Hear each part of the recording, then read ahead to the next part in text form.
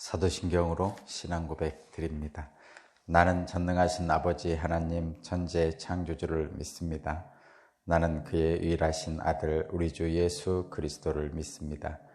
그는 성령으로 잉태되어 동정녀 마리아에게서 나시고 본디오 빌라도에게 고난을 받아 십자가에 못 박혀 죽으시고 장사된 지 사흘 만에 죽은 자 가운데서 다시 살아나셨으며 하늘에 오르시어 전능하신 아버지 하나님 우편에 앉아 계시다가 거기로부터 살아있는 자와 죽은 자를 심판하러 오십니다.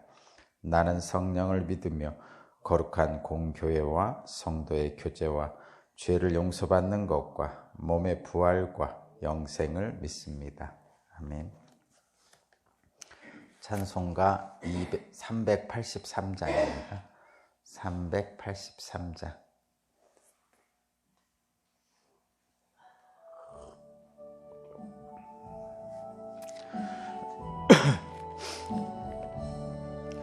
눈을 들어 산을 보니 도움 어디서 오나 천지 지은 주 하나님 나를 도와주시네.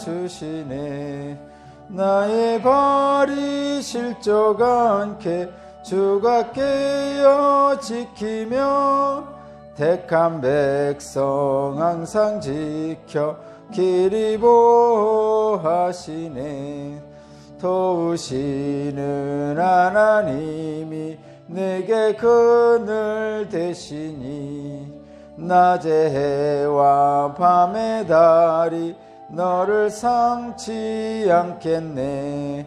화를 주지 않고 혼을 보하시며 너의 출입 지금부터 영영 인도하시리.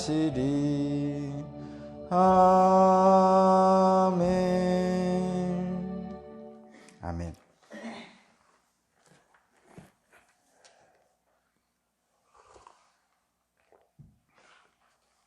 오늘 주신 하나님 말씀은 출애굽기 3장 13절에서 22절입니다. 출애굽기 3장 13절에서 22절까지 말씀을 제가 봉독하겠습니다. 모세가 하나님께 아뢰었다. 제가 이스라엘 자손에게 가서 너희 조상의 하나님께서 나를 너희에게 보내셨다 하고 말하면 그들이 저에게 그의 이름이 무엇이냐 하고 물을 터인데 제가 그들에게 무엇이라고 대답해야 합니까? 하나님이 모세에게 대답하셨다. 나는 곧 나다. 너는 이스라엘 자손에게 이르기를 나라고 하는 분이 너를 그들에게 보냈다고 해라. 하나님이 다시 모세에게 말씀하셨다. 너는 이스라엘 자손에게 이르기를 여호와 너희 조상의 하나님 곧 아브라함의 하나님 이삭의 하나님 야곱의 하나님이 나를 너희에게 보내셨다 해라. 이것이 영원한 나의 이름이며 이것이 바로 너희가 대대로 기억할 나의 이름이다. 가서 이스라엘 장로들을 모아놓고 그들에게 일러라. 주 너희의 조상의 하나님 곧 아브라함과 이삭과 야곱의 하나님이 나에게 나타나셔서 말씀하셨다 하고 말하면서 이렇게 전하여라.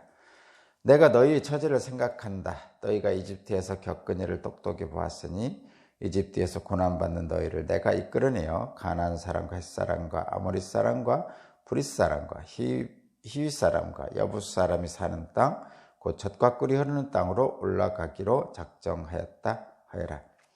그러면 그들이 너희 말을 들을 것이다. 또 너는 이스라엘 장로들을 데리고 이집트 임금에게 가서 히브리 사람의 주 하나님이 우리에게 나타나셨으니 이제 우리가 광야로 사흘 길을 걸어가서 주 우리의 하나님께 제사를 드려야 하니 허락하여 주십시오 하고 요구하여라. 그러나 내가 이집트 왕을 강한 손으로 치지 않는 동안에는 그가 너희를 보내지 않을 것이라는 것을 나는 안다. 그러므로 나는 손수 온갖 이적으로 이집트를 치겠다. 그렇게 한 다음에야 그가 너희를 내보낼 것이다. 나는 이집트 사람이 나의 백성에게 은혜를 베풀게 하여 너희가 떠날 때 빈손으로 떠나지 않게 하겠다. 여인들은 각각 이웃에 살거나 자기 집에 함께 사는 이집트 여인에게 가서 은부치와 금부치와 의복을 달라고 하여 그것으로 너희 아들, 딸을 치장하여라. 너희는 이렇게 이집트 사람의 물건을 빼앗아 가지고 떠나갈 것이다. 아멘.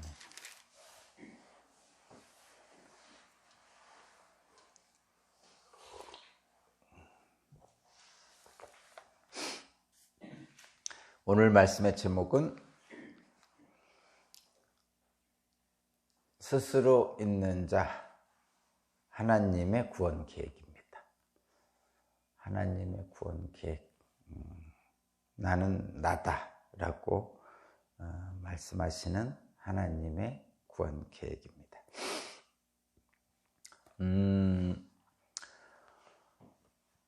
어제 말씀에서 하나님께서 모세에게 떨기나무 아래에서 말씀하셨죠. 모세를 통해서 이집트에서 고난받고 있는 히브리 민족을 구원해낼 계획을 모세에게 알려줬습니다. 가나안 땅으로 인도하겠다는 말씀이죠. 그 일을 하라는 겁니다. 모세에게. 그랬더니 모세는 자신의 처지를 잘 알고 있습니다. 모세는 자신이 40세에 힘 있는 이집트 왕자도 아니고 이제는 80세에 늙은 양치는 자일 뿐이라는 것을 모세는 자기의 현실을 잘 알고 있죠. 그래서 모세는 주저합니다. 주저하는 이유는 두렵죠. 두렵기 때문에 그렇습니다. 두렵기 때문이죠. 그래서 모세의 그 주저함, 그 두려워하면서 주저함에 하나님께서 말씀하시죠. 내가 너와 함께 하겠다. 이렇게 말씀하신단 말이죠. 그러니까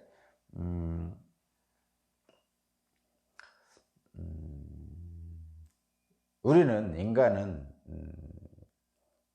기본적으로 두려움이 다 있습니다. 그것이 누구나 있는 겁니다. 아무리 힘센 사람도, 용맹한 자도 두려움 없는 자는 없습니다. 만약에 두려움이 없다면, 두려움이 없는 사람이 있다면 그것은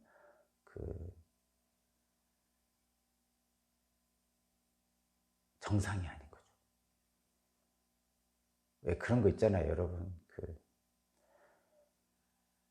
두려움이 없는 가장 전형적인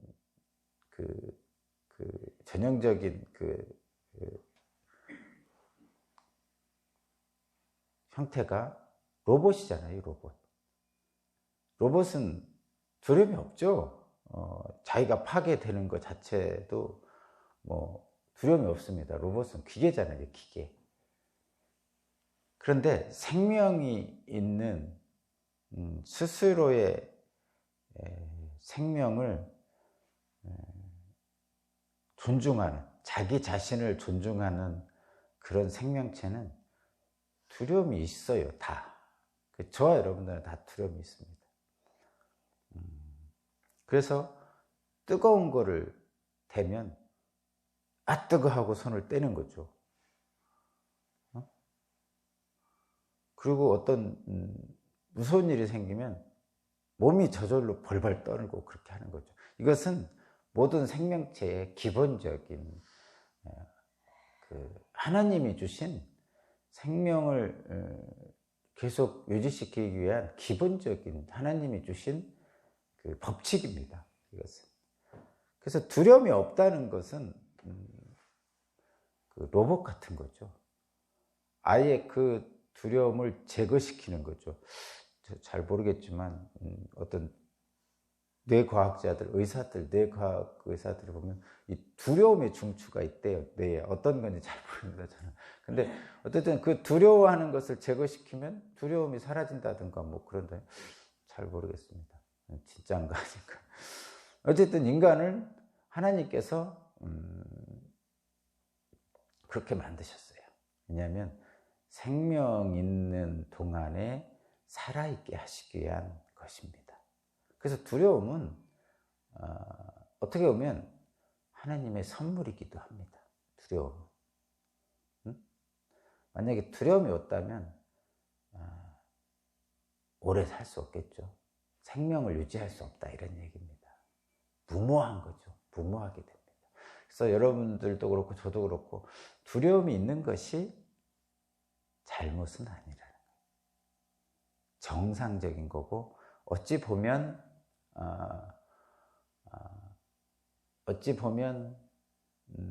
더 큰 하나님의 목적,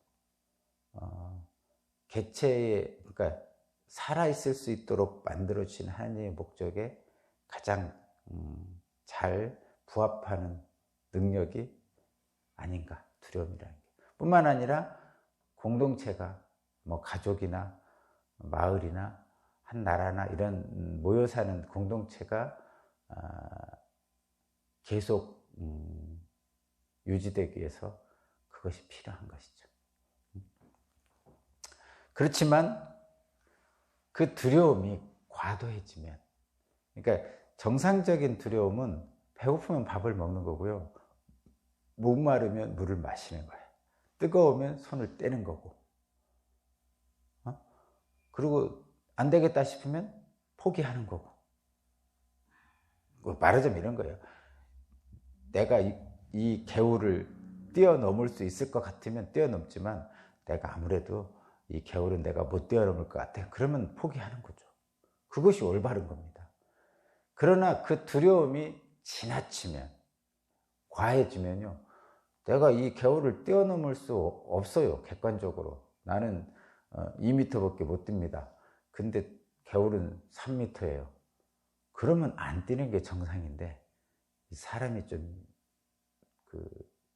비이성적이 된다든가 두려움을 지나치게 인식한다든가 또는 두려움보다 더 큰 뭔가가 있다든가 그러면 2m밖에 뛸 수 없는 내 능력을 가지고 3m의 개울을 뛰려고 합니다.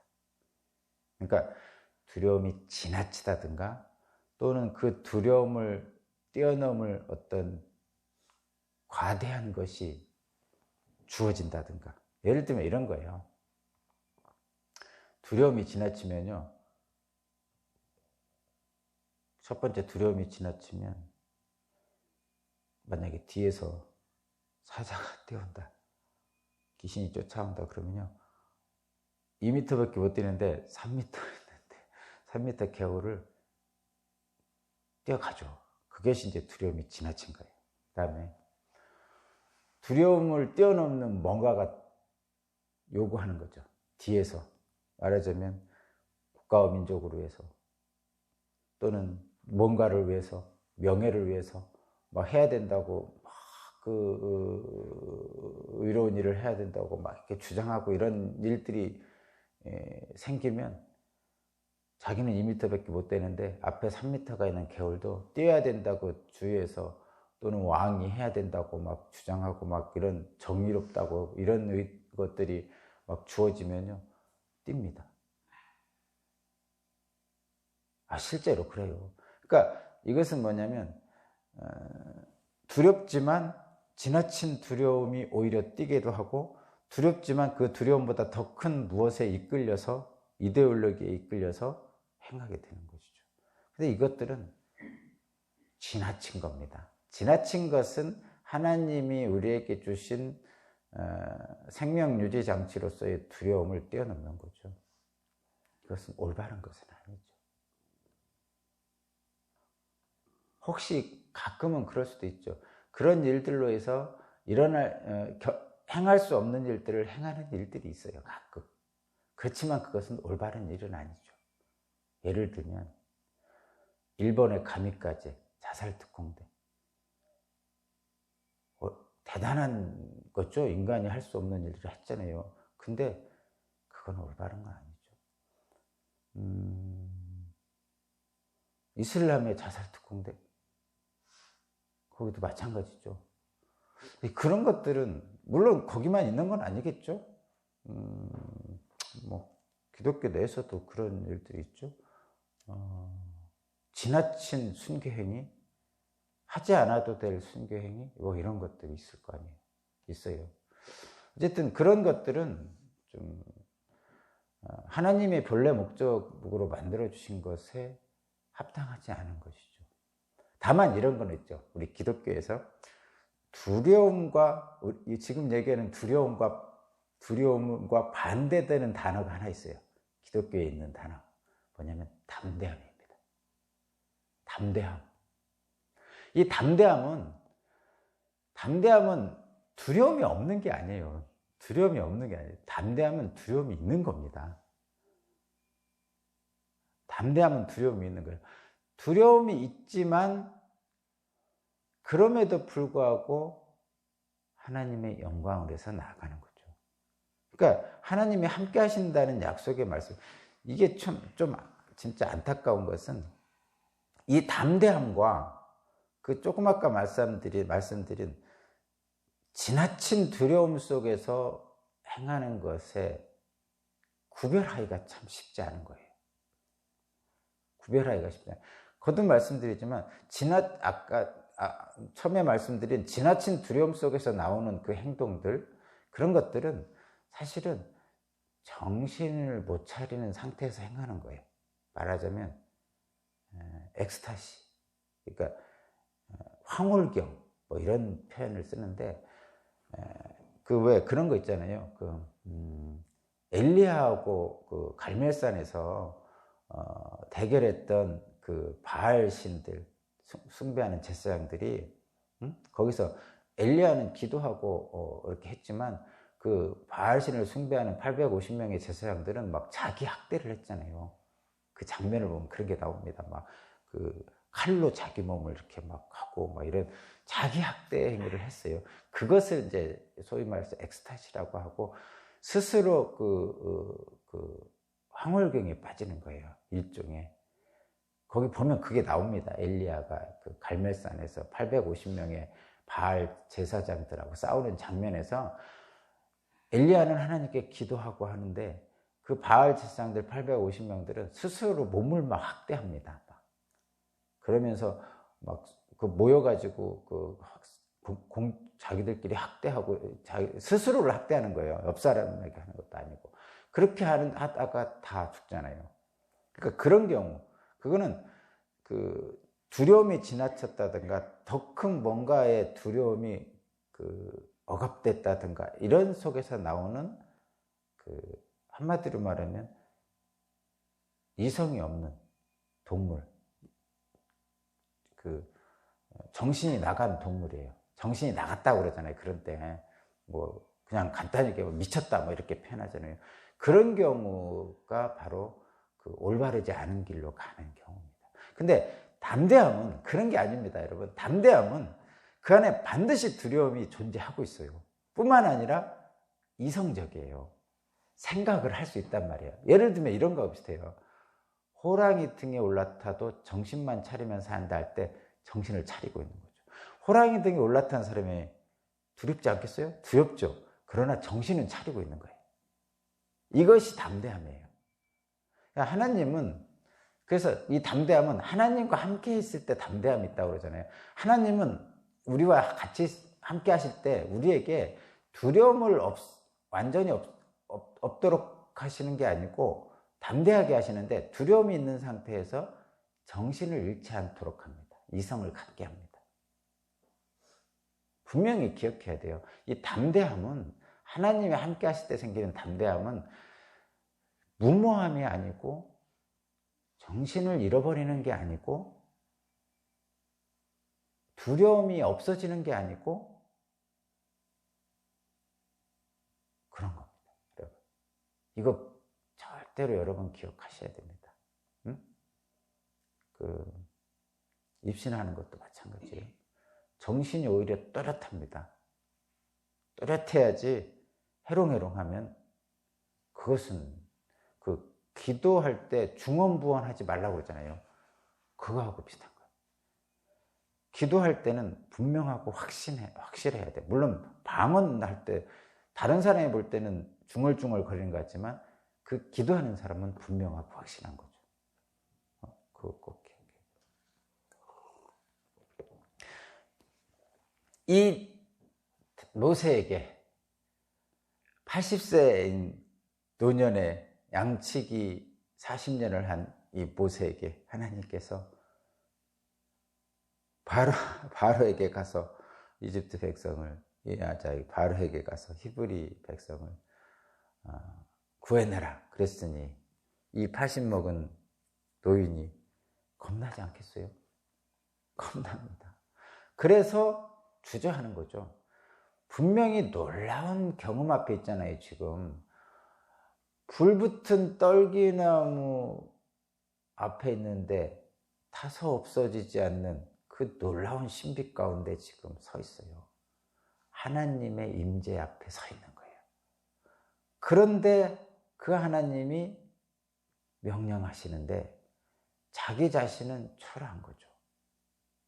그래서 주저할 수밖에 없는 거예요. 그러니까 하나님 앞에 선 인간은 늘 자기 자신이 초라합니다. 어떤 인간이 하나님 앞에서 당당할 수 있겠어요? 초라합니다. 그런데 하나님은 명령하시죠. 주저하는 인간에게. 명령할 때 가장 좋은 명령이 뭐죠? 내가 너와 함께 하겠다. 3살짜리가, 4살짜리가, 5살짜리가 심부름 갈 때 심부름 딱 시켜놓고 걱정되는 아빠는 어떻게 하죠? 뒤를 졸졸 따라가는 거죠.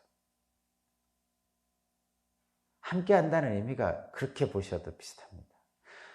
그렇게 해서 첫 번째 주저함을 내가 무엇이건대, 제가 무엇이건대 그 일을 합니까? 하고 자기 자신에 대한 능력의 부족을 하나님께 하소연할 때 내가 너와 함께 하겠다고 말씀하시면서 그것을 해결해 주셨어요. 그것이 어제 말씀 11절, 12절 말씀이잖아요.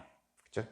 오늘은 두 번째 주저함이 있어요. 어제 11절, 12절에서의 말씀은 자기 자신의 능력에 대한 부족에 대한 거예요. 내가 80세 극노인인데 내게 이런 거를 시키십니까? 제 건강한 젊은이에게 시키시지. 예? 그런 얘기죠. 그러나 하나님은 그걸 해결해 주셨죠. 그러자 이번에는 자기 자신에 대한 능력의 부족을 넘어서 과연 다른 사람들, 그 대상자들, 이스라엘 자손들에게 내가 뭐라고 얘기해야 되나 걱정되잖아요, 여러분. 하나님이 분명히 명령을 하셨는데 이스라엘 백성들에게 가요. 가서 뭐라고 하면 이스라엘 백성들이 듣겠어요? 여러분은 어떻겠어요? 갑갑하죠? 이스라엘 백성들이 듣겠어요? 이 미디안에서 40년 있는 이 도망친 옛날에 이집트 왕자였다고 그러는데 도망쳐가지고 미디안에서 40년 동안 산 양치기가 그것도 80 노인이 와가지고 갑자기 이스라엘 백성들에게 막 얘기를 한단 말이에요. 하나님이 시키셨다. 그걸 누가 믿어요, 여러분? 여러분이라고 믿겠어요? 안 믿죠. 그래서 이 두려움이 생기는 거예요. 이스라엘 자손들에 가서 뭐라고 얘기합니까? 그게 13절이죠. 하나님이 보여주셨다고 하는데 그렇게 얘기해야 되는데 그러면 야, 너를 보는 하나님이 누구야? 그 이름이 뭐야? 물어보실 거란 말이죠. 물어볼 거란 말이죠, 이스라엘 백성들이. 그럴 때 어떻게 해야 됩니까? 이렇게 물어본 거예요. 모세를 보낸 하나님이 누구냐라고 물어볼 때 어떻게 대답해야 됩니까? 이스라엘 사람들에게 이렇게 한 거죠. 그것이 13절이에요. 그랬더니 하나님께서 아주 놀라운 대답을 하십니다. 이것은 정말 제가 가장 좋아하는, 제가 가장 감명받은, 제가 성경이 함부로 만들어진 것이 아니라는 것을, 제가 성경은 하나님의 능력이라는 것을, 저의 부족함에도 불구하고 성경을 의지하며 지금까지 살아올 수 있었던 성경의 말씀 중에 가장 좋아하는 말씀입니다. 14절입니다. 하나님이 모세에게 대답하셨다. 나는 곧 나다. 너는 이스라엘 자손에게 이르기를 나라고 하는 분이 너를 그들에게 보냈다고 해라. 아멘. 나는 곧 나다. 개역개정에는 나는 스스로 있는 자다. 이렇게 표현합니다. 나는 곧 나다. 나는 스스로 있는 자다. 이렇게 표현하죠. 이 표현을 통해서 하나님 당신을 드러내죠. 근데 이게 참 이해가 됩니까, 여러분? 쉽게? 이게 잘 쉽게 이해가 안 됩니다. 나는 곧 나다. 하나님 당신의 이름은 무엇입니까? 하나님의 이름이, 우리는 지금 뭐라고 부르죠, 하나님? 하나님이라고 부르잖아요. 아버지 하나님 이렇게 부르잖아요. 근데 요 당시에는 아버지 하나님이라고 못 불렀죠. 아버지라고 부른 것은 예수님 이후예요. 예수님이 아버지 부른 이유입니다. 왜냐하면 예수님과 우리가 형제가 됐잖아요. 하나님의 자녀가 됐잖아요. 예수님으로부터. 하나님의 자녀가 되는 권세를 받았다면, 그래서 우리는 아버지라고 부르는 거고, 그 이후부터 이제 하나님이라고 부르는 거예요. 아버지라고 부르는 거예요. 근데 하나님은 그냥 그 상징적인 의미죠. 이스라엘 백성들은 뭐라고 불렀냐면 못 불렀어요. 하나님의 이름을 못 불렀어요. 왜 못 부르죠? 너무 그 엄청난 분의 이름은 못 부르잖아요. 그래서 저와 여러분도 우리 아버지 이름을 부를 때, 어머니 이름을 부를 때, 할아버지 이름을 부를 때 그러잖아요. 멋자 이렇게 하잖아요. 함부로 못 부르는 거예요. 철수야, 영희야 이렇게 못 부른단 말이에요. 당연한 얘기죠. 그런 것처럼 하나님의 이름도 함부로 못 불렀어요. 함부로 못 부르기 때문에, 그래도 뭔가 하나님에 대한 지칭할 일이 있을 거 아니에요. 그래서 하나님에 대한 지칭할 말이 있어야 되는데, 그것이 바로 여기서 나오는 이 표현입니다. 말하자면 야훼, 우리가 하는 여호와라는 것이 야훼라고, 그러니까 발음상은 야훼한데 우리 음역으로 보면 여호와예요. 그 여호와 하나님 이렇게 하잖아요. 그때 여호와가 하나님의 이름이에요. 근데 그 이름이 어떻게 나오냐? 여기서 나온 거예요. 나는 나다. 나는 스스로 있는 자다. 이 표현을 히브리 말로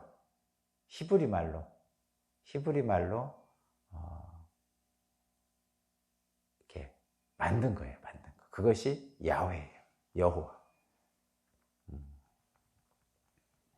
근데 이 나는 나다, 곧 나는 스스로 있는 자다, 이 표현은 많은 그 기독교 사상가들이, 철학자들이 이거에 대해서 해놨는데, 어쨌든 철학적인 의미가 여기에 좀 있습니다. 그냥 간단하게만 하나 해보면 이런 거예요, 여러분. 나는 나다, 나는 스스로 있는 자다, 이런 게, 스스로 있다는 건 뭐예요? 어떤 것으로부터 파생되지 않았다는 뜻이에요. 스스로 있다는 것.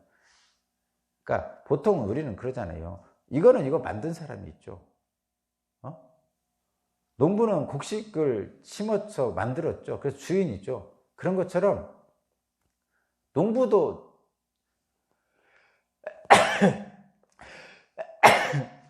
곡식을 만든 농부도 엄마한테 태어났잖아요. 그죠? 그 엄마도 또 다른 엄마한테 태어났잖아요. 그렇게 쭉 올라가 보는 거예요. 쭉 올라가 보면 끝에 누구한테로부터 태어나지 않은 분, 처음 있는 분, 그분이 바로 스스로 있는 분. 그게 하나님이에요. 그러니까 나의 아버지, 또 아버지 쭉 올라가 보면 계속 올라갈 거 아니에요. 그러다 보면 맨 위에 처음부터 계신 분, 그분이 바로 스스로 있는 자예요. 그러니까 그래서 그분을 뭐라고 하냐? 존재라고 그래요. 누구에게서도 시작되지 않은 처음부터 있은 분을 존재라고 그러고, 그 이후에 만들어진 인간들은 다 존재자라고 그래요. 존재물, 뭐 이렇게 얘기합니다. 말하자면 이런 거예요, 여러분. 단순하게 뭐 처음부터 있는 분, 스스로 있는 자는 창조주고, 나머지는 피조물인 거죠. 아시겠죠? 여기 스스로 있는 자라는 것은, 나는 곧 나다라는 것은 그런 의미입니다. 처음부터 있는 분, 창조주. 그래서 이 창조주는 공급자고, 저와 여러분 같은 피조물은 그 공급을 받는 자죠. 받는 것. 그래서 이 처음부터 있는 분, 스스로 있는 자, 나는 나인 분은 모든 것을 있게 할 수 있는 분이에요. 그래서 어떻게 하죠? 빛이 있으라 했더니 빛이 있는 거예요. 좀 쉽지 않은 얘기죠. 자, 그런 분이 이제 이 표현이 곧 나는 나다 스스로 있는 자다 이 표현입니다. 그러니까 하나님 이름이 무엇입니까? 뭐라고 하나님 이름을 얘기합니까? 누가 보내셨다고 할까요? 이렇게 주저하고 있는 모세에게 나는 나다 스스로 있는 자다, 나는 창조주다, 나는 존재자다, 내가 너에게 공급하는 자다. 그러니 너희들은 나에게 의지하라. 나는 야훼다, 여호와다, 하나님이다. 이렇게 말씀하시는 거예요. 그러시면서 이렇게 말하죠.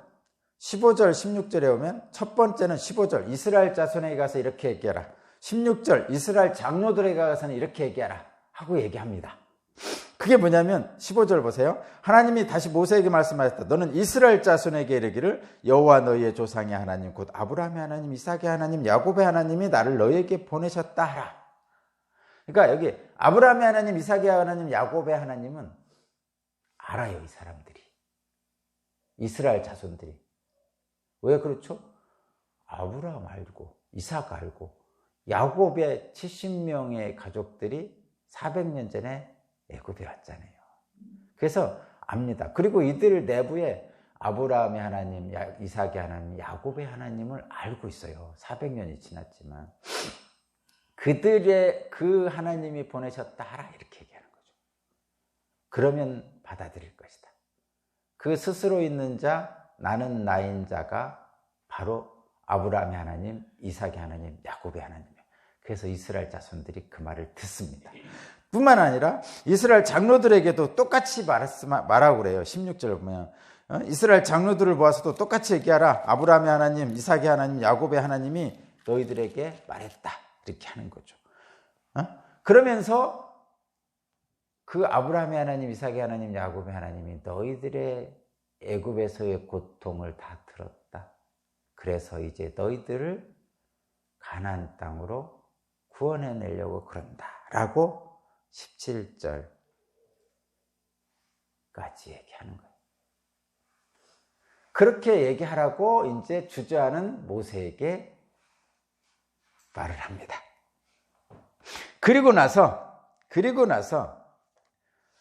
이제는 구체적인 계획을 말씀하셔요. 모세에게. 그러니까 자기 자신의 능력이 부족해서 주저하던 모세에게 내가 너와 함께 하겠다라고 분명하게 약속하심으로써 담대한 능력을 주시고, 두 번째, 그러면 거의 이스라엘 자손들이 이게 뭐라고 얘기해야 됩니까? 그들이 내 말을 듣겠습니까? 하고 요청했을 때 나는 나다라고 분명한 확신을 주시면서 이스라엘 자손에게와 이스라엘 장로들에게 아브라함의 하나님, 이삭의 하나님, 야곱의 하나님이 보냈다고 하라라고 하라는 해결책을 주셨어요. 그리고 나서 이제 분명하게 하나님의 구원 계획을 실천하는데, 막상 바로 왕에게 가면 뭐라고 할 것이냐, 이것도 또 있잖아요. 바로에게 가면 그 구체적인 하나님의 계획을 말씀하시는 것이 19절에서 20절입니다. 바로 왕이 쉽게 보내주겠어요? 미디안에서 광야에서 양치기 하던 80 노인이 와서 아브라함의 하나님, 이삭의 하나님, 야곱의 하나님이 가라고 했다, 보내라고 했다, 보내줘라. 그럼 보내겠어요? 안 보내주죠. 지금도 마찬가지죠. 여러분도 한번 해보세요. 야, 하나님이 이렇게 하라고 하셨어. 그러면 안 믿는 사람들이 듣습니까? 남편이 듣습니까? 안 믿는 남편이? 안 듣죠. 왜 그렇죠? 당연하죠. 뭐가 당연하죠? 우리는 하나님의 말씀을 가지고 얘기하는데 그 사람들은, 세상 믿지 않는 사람들은 하나님의 말씀을 모르잖아요. 그러면 그 사람들은 뭐가 기준이죠? 세상의 법칙들이 기준이란 말이에요. 근데 하나님의 말씀은 세상의 법칙과는 어긋나죠. 지금 여기 바로왕에 가서 그 노예들을, 히브리 민족들을 데리고 나가라고 그러면 바로왕 입장에서는 이게 말도 안 되는 얘기죠. 그러니까 충돌하는 거예요. 그러면 이게 쉽게 이루어지지 않습니다. 저와 여러분도 마찬가지예요. 하나님 일을 할 때요, 세상의 법칙과 충돌할 때가 많죠. 단순하게 얘기해 볼게요. 뭐가 충돌합니까? 주일 예배 드리러 오는 것은요, 그 시간에 가면 일당 받는데 교회 가면 헌금 드리잖아요. 거꾸로. 이거 충돌하는 거예요. 그러니까 믿지 않는 남편은 뭐로 교회 가가지고 그 앉아 있으면서 그 시간에 일당을 벌지, 예? 돈까지 드리면서 예배드리냐 이런 생각을 할 수 있는 거죠. 이건 충돌하는 거예요. 그래서 늘 하나님의 생각과 바로의 생각은 충돌합니다. 그래서 어려운 거죠. 힘들죠. 신앙생활이 그래서 어려운 거죠. 그러나 분명한 것은 하나님이 옳죠. 그래서 이것을 이길 수 있도록 모세에게 힘을 주는 거예요. 이집트 왕에게 10가지 재앙을 하겠다. 그리고 나서 보내줄 것이다. 그 과정을 모세에게 설명해 주는, 그냥 순순히 보내줄 일은 없다. 그러니까 너도 잘 생각하고 있어라. 이렇게까지 하나님의 구원 계획을 얘기해 주시는 거죠. 그리고 또 하나 곁들여서 거기에 저와 여러분들에게 늘 그런 말 하잖아요. 그의 나라와 그의 일을 먼저 구하라. 그래야만 모든 것을 다 하시라. 그 모든 것들이 삶의 조건들일 경우가 많잖아요. 여기서도 마찬가지죠. 히브리 민족들이 노예잖아요. 노예들이 애굽에서 나오면서 뭐가 가진 게 뭐가 있겠어요. 그러면 광야에 나와서 먹고 살 것도 없고 뭐 있겠어요. 그러니까 하나님이 방법을 하나 말씀해 주시는 게 그겁니다. 21절, 22절. 하나님께서 은혜를 베푸셔서 이집트에 있는 사람들로부터 뭐 폐물이라든가 돈이 될 만한 거, 가축이라든가 이런 것들을 받아오게 하시는 거죠. 여기는 빼앗아 오게 한다 이렇게 표현하는데 22절 마지막에 사실은 빼앗는다고 말씀하시지만 사실은 뭐 노예들에게는 임금을 안 줬을 거 아니에요. 먹을 것만 좀 주고. 그러니까 일종의 어떻게 보면 400년 동안 노예 생활을 하면서 정당한 임금이라고 생각해도 되는 거죠. 지나치게 좀 이스라엘 백성들 입장에서만 생각하는 건가요? 그 빼앗기는 애굽 사람들 입장에서 보면 사실은 좀 속상하겠죠. 어쨌든 그런 것을 넘어서 어쨌든 하나님은 기본적으로 공급하시는 분으로서의 공급자의 역할도 분명히 하시는 것을 저와 여러분들이 알 수 있습니다. 자, 오늘 말씀을 통해서 하나님께서 이스라엘을 구원하는 구체적인 계획을 모세와 지금 상의하고 있는 거예요. 저와 여러분들이 하나님 일을 할 때 하나님이 저와 여러분과 상의해서 모세와 상의하듯이 상의해서 하나님 일을 할 수 있도록 여러분에게 두려움에서 담대함으로 그리고 구체적으로 할 수 있는 계획들을 알려주실 것입니다. 그대로 행하시는 저와 여러분이 되기를 바랍니다. 하나님 감사합니다. 늘 하나님과 함께하기를 원합니다. 나의 능력이 없지만 사람들에게 가서 할 이야기도 없지만 그러나 하나님께서 그 모든 것을 주관하셔서 나를 사용해 주실 줄로 믿습니다. 함께 하신 하나님 감사합니다. 예수 그리스도 이름으로 기도합니다.